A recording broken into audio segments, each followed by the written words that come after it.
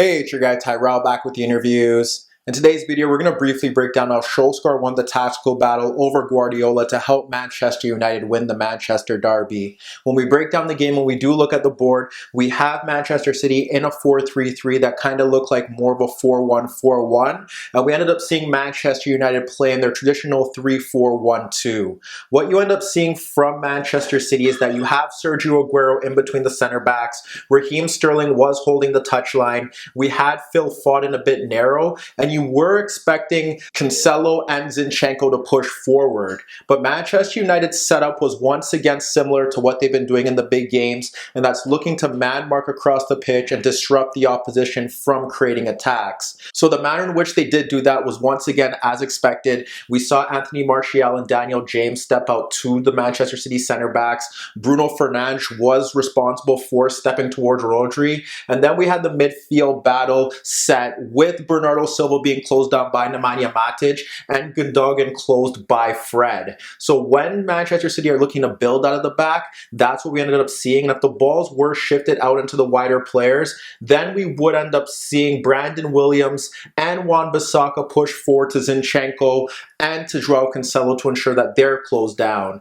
That does leave Manchester United 3v3 at the back, but City couldn't build forward with their short passing game, and they rarely look to go long to Sergio Aguero, given the fact that you fancy Harry Maguire to win that battle. So as you can see, that's how Manchester United looked to press from the front, and when they did drop off deeper, because there were times where City were able to get into their half, what we ended up seeing was that they dropped off into a back five. Like I said, you have Sterling out on the left against Wan-Bissaka, but he struggled to win that battle. And Phil Foden wasn't influencing the game from the right-hand side. So as we end up seeing Manchester United drop off a bit deeper, what United ended up doing here was that they allowed Fernandinho and Otamendi to be on the ball. We ended up seeing Zinchenko, and we also saw Joao Cancelo move a bit narrow, and then Rodri was in a deeper position. So again, you have Matic and Fred closing down Bernardo Silva and Gundogan. So what you end up seeing there is, once again, you'd have Fred and Matic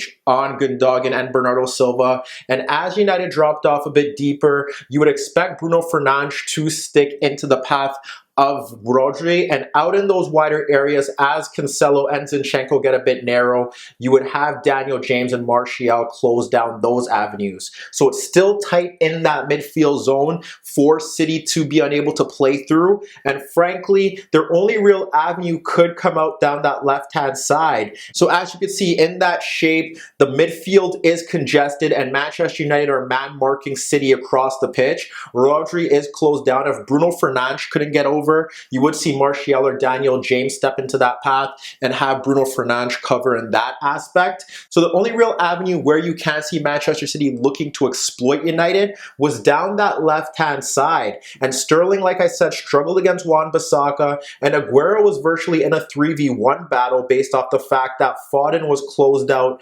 by Brandon Williams. So those were the issues that Manchester City encountered in that first half. And you can blame Guardiola for the fact that perhaps his approach was a bit too conservative with Gundogan and Rodri in the lineup, but you have to look to the fact that you have Daniel James and Martial looking to break in transition, and Pep was a bit worried about that. Nevertheless, when you look at their overall attacking setup against United's pressing and United's defensive shape, what you end up seeing here is that they lack more attacking players in that zone, because you only have Sterling there, and perhaps this is where you need Riyad Mahrez to start from the get-go, because then you have Mahrez who can run at Brandon Williams or Luke Shaw, and it gives you a bit of variety, and it doesn't make it solely centric on Raheem Sterling based off the fact that Aguero can't get the ball, the midfield shut out of the game, and Phil Foden is playing out of position. But besides that, United's pressing and their defensive shape when they dropped off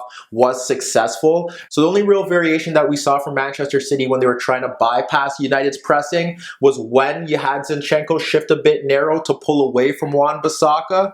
But what ended up happening there is that we saw Fred pull out to Zinchenko, and we ended up seeing Wan-Bissaka push closer to Gundogan, and that helped United nullify City's attempt to bypass their pressing with a bit of variety. Meanwhile, when we look to Manchester United, they did spend long periods of that game defending without the ball. So what ended up happening here was that when they were able to get into good areas, it often stemmed through a Manchester City mistake or through their pressing. Initially, what we end up seeing here is Martial stepping out into the path of Fernandinho at the edge of the City box, and Fernandinho does clear his lines into the path of Aguero, but when Aguero gets across Maguire, he ends up directing the ball into the path of Matic, who drops it off to Fred, who is away from Gundogan. So when Fred gets the ball, he locates Bruno Fernandes to the right of Rodri, and he ends up sliding the ball into Bruno Fernandes, who lets it roll across his body, and with Zinchenko stepping towards him, Bruno Fernandes slides the ball across Zinchenko into Daniel James, peeling into that right channel.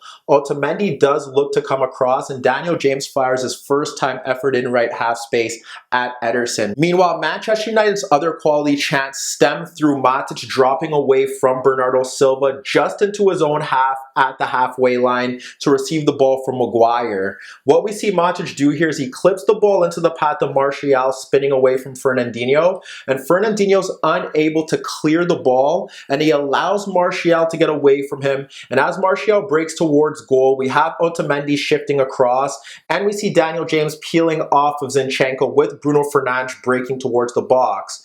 Martial should pull it back to Bruno Fernandes, who has a free effort on goal if he receives the ball, but rather than doing that, he breaks into left half space and he fires a tame effort on goal that Ederson's able to save. But as you can see in those two examples, one stems from a defensive mistake from Fernandinho, the other stems through Manchester United's pressing. But the key theme here is that you have Martial spinning out into that left channel, and you have Daniel James spinning out to the right to get into good attacking areas. And that's simply what Manchester United wanted here. Fred and Matic were the destroyers. If you could get Brandon Williams and Wan-Bissaka forward, that is key. But what you want from that front two is that when Cancelo and Zinchenko are pulled out of position, you want James and Martial to pull out into those channels to get into 1v1 battles against the center backs, or to break into space so they could receive the ball and run at goal. And frankly, that was successful for Manchester United.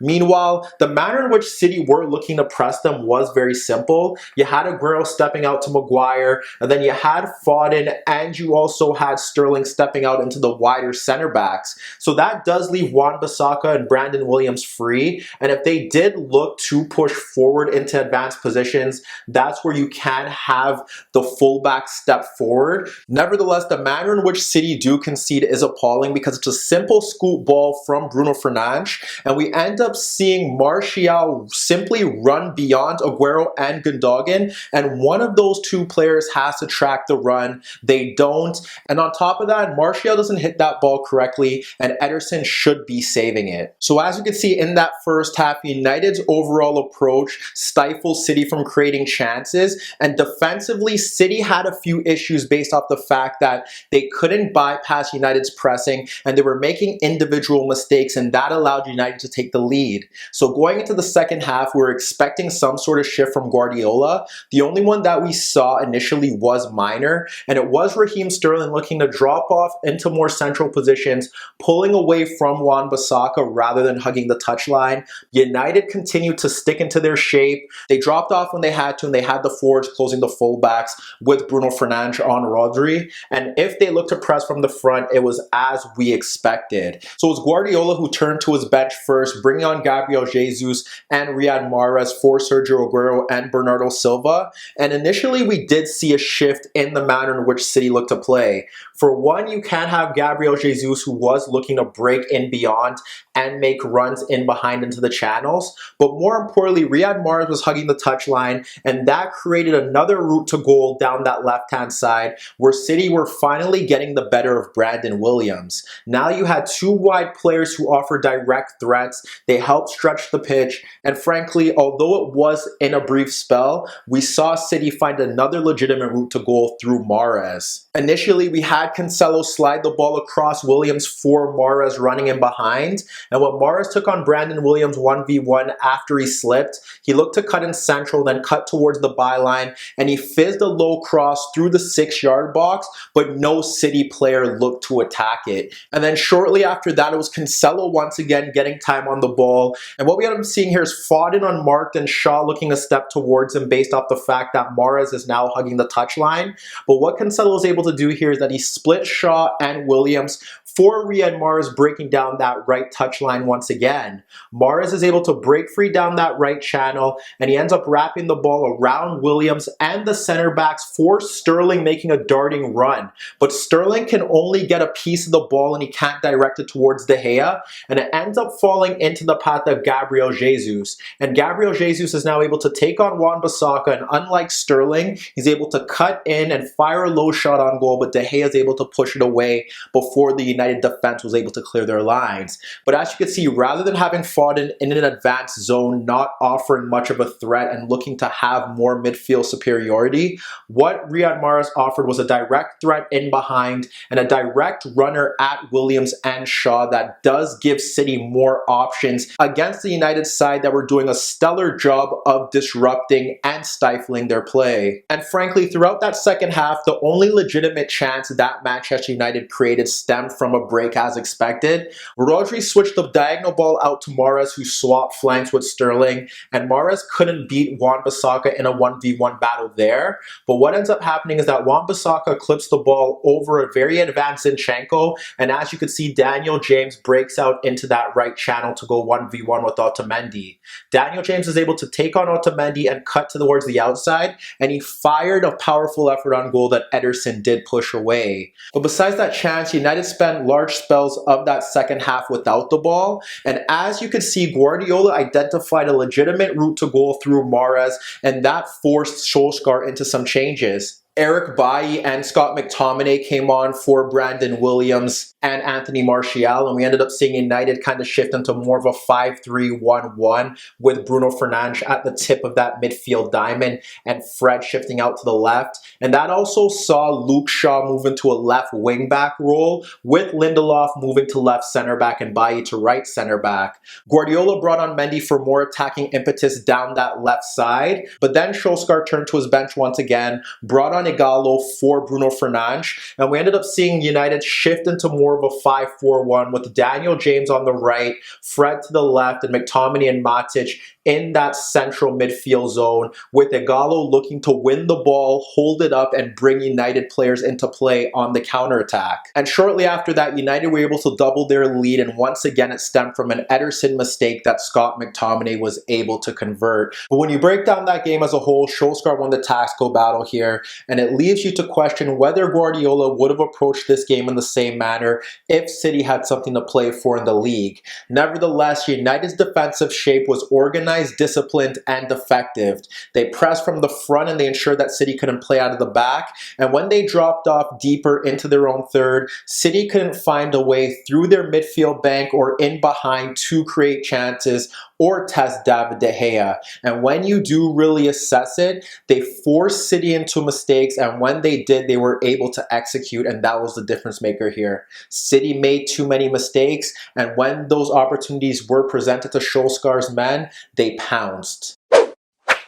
Hi everybody, thanks for watching, and subscribe here for your latest tactical analysis and daily commentary on the InnerViews show. And if that wasn't enough, don't forget you could find more organic, unfiltered soccer/football analysis on the InnerViews podcast, the best soccer/football podcast in the world, available on iTunes, Spotify, iHeartRadio, Spreaker, and any Android apps on your Android devices.